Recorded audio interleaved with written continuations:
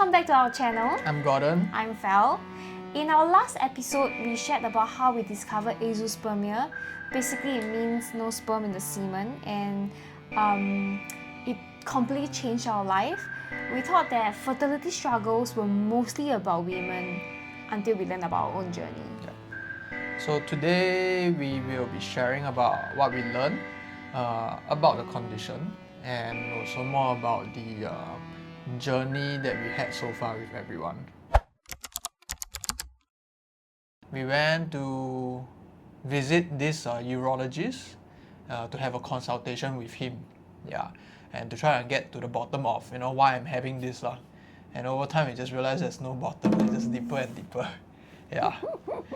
He started off explaining what azoospermia is and what are the different types of azoospermia. And basically, there's two main types: obstructive azoospermia and non-obstructive azoospermia. And we need to find out what we are dealing with before we can, decide how to proceed with this. So quickly, the urologist arranged a hormone test, ultrasound, and a second round of semen analysis for me to go through. So I went for the test. Let's talk about the semen analysis first because that's easy. So the test result came back and it's still 0. No one's around. So hormone test is interesting. So basically they just took blood from me, and through my blood they will be able to check for certain levels that are important when it comes to male fertility. Then of course we have to talk about testosterone. So good thing is my testosterone level came out okay, it's normal. And besides that, there's some levels that they also check for. There's a few other reading that is not within range. So basically it's the FSH male, ICSH levels, and estradiol male readings. They're all off, and from what I see here, they're all elevated. I think all I remember the layman term was I think the brain is trying to send a signal to the testes to produce sperm, but because they are not receiving the signal, there's no production. The brain just continuously sends the signal, a stronger signal. That's why there's an elevated level, a reading in that. That's my understanding. Sounds about right. Now we talk about the ultrasound. I think the ultrasound is the one that sort of determined, or rather concluded, which type of azoospermia do you belong to. Right. So I went for the ultrasound, and the ultrasound is on my testicle.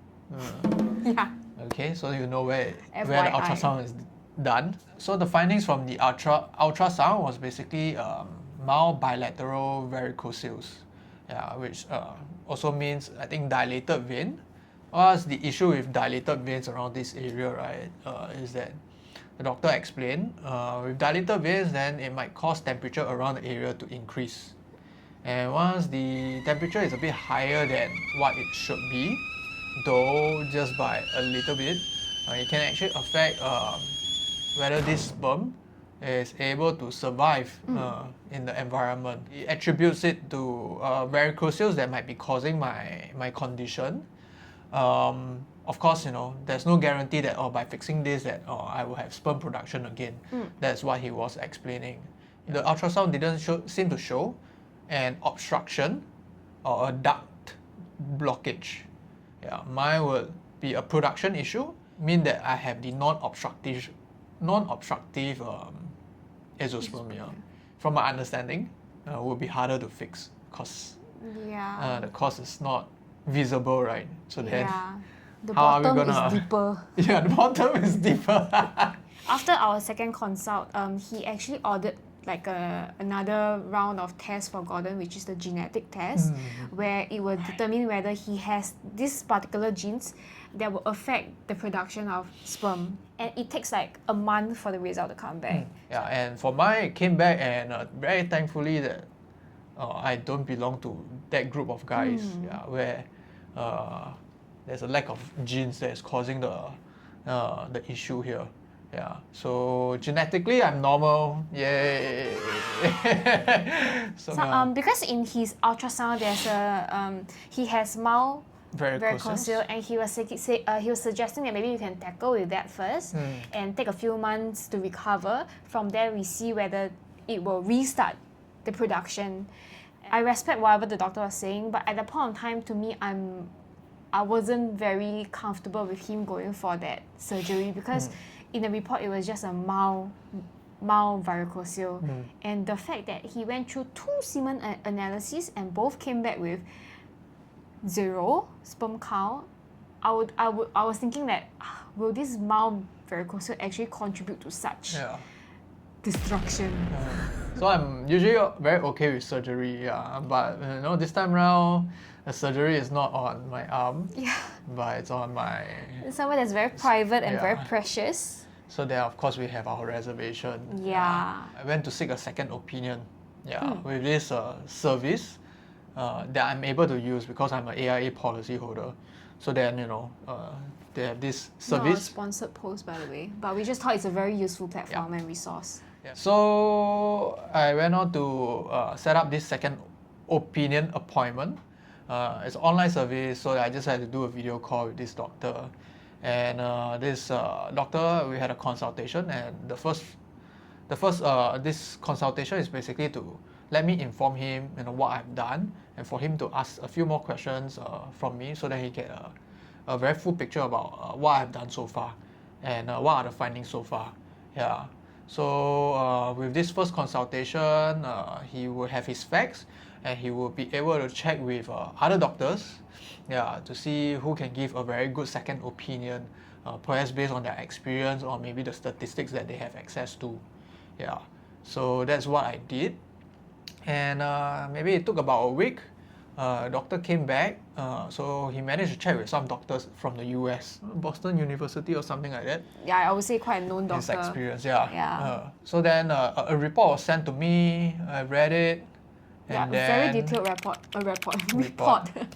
We hop on a second call with this doctor.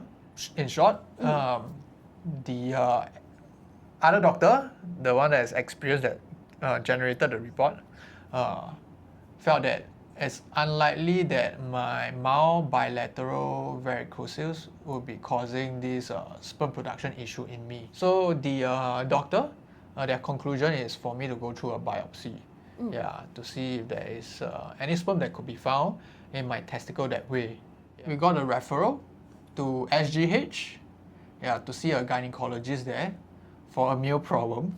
Anyway, so we got the appointment. The appointment took a while to come from our first appointment with the polyclinic. It's about a month again. So that took a bit of time. And then so we managed to see our specialist in the SGH. So when we started seeing the SGH doctor, actually everything happened very fast from then on. We were introduced to a specialist that actually look after male infertility as well as specialize in IVF. So when the doctor saw him, she suggested that maybe he should go for another round of semen analysis, but with an add-on of this extensive sperm search. And then if that day, also on the day itself, they will let us know whether they managed to find anything. If they manage to, they will freeze the sperm immediately. But if they don't, they will automatically help to schedule for a biopsy in the same week or the week after, basically to go right into the testes to look for sperm. So we didn't have a lot of time to think.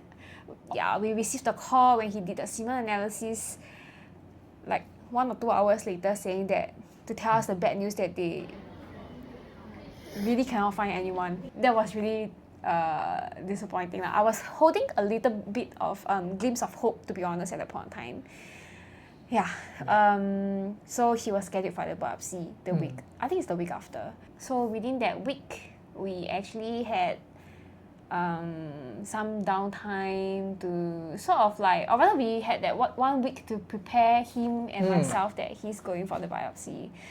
But as time gets nearer, I shared my concern with him. I told him that so one thing about this biopsy is the doctor did mention that recovery will take a month or so, he has to stop exercising, working out, and after that, his hormone level might be affected. How affected, we are not sure. It really depends on individual. So I did ask the doctor, what if like his hormone level just permanently doesn't get back up to the normal range? And she was saying that like, oh, he can always just take supplements, like hormone pills or something along that line. Yeah. And that this whole sentence just keep replaying in my mind. The doctor did say that, if my hormone levels are affected, it will be a temporary thing. Then again, somehow we don't feel very assured.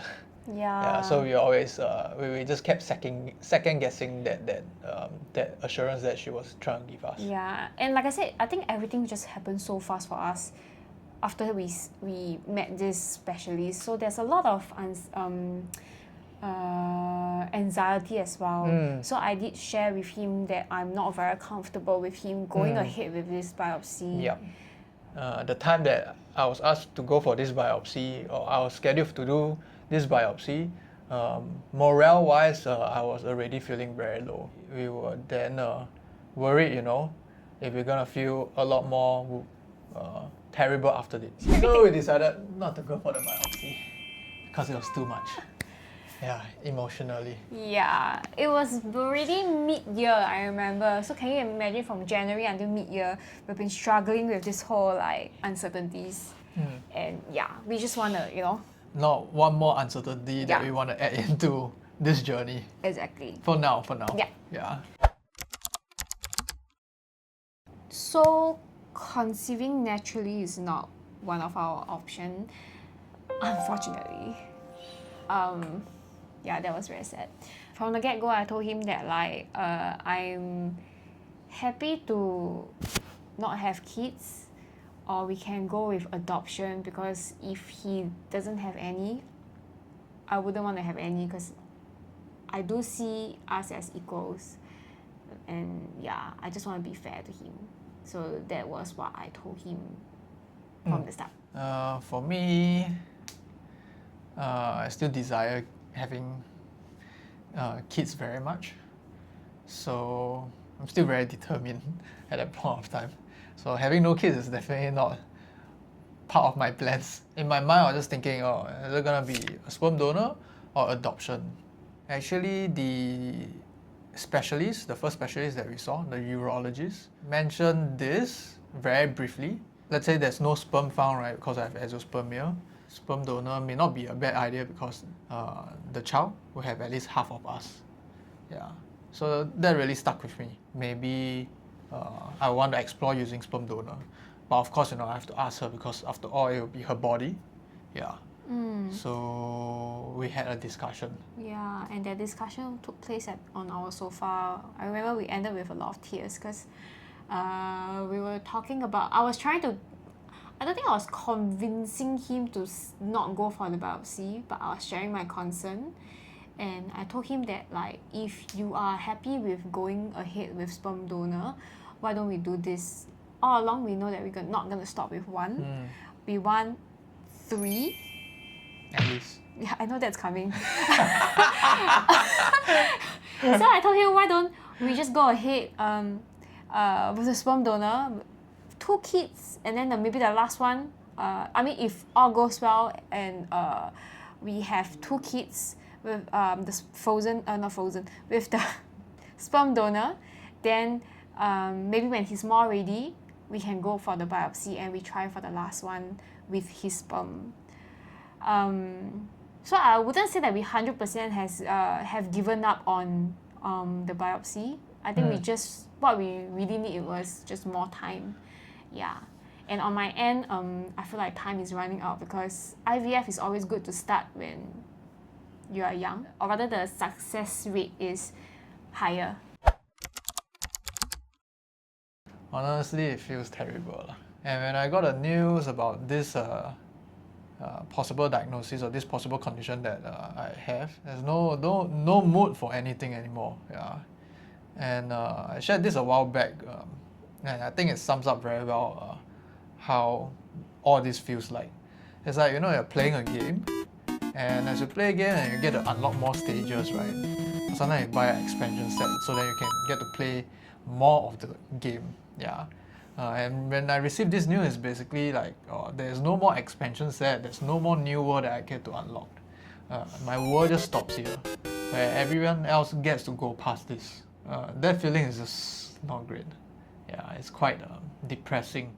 So definitely struggled with a lot of depressing thoughts initially.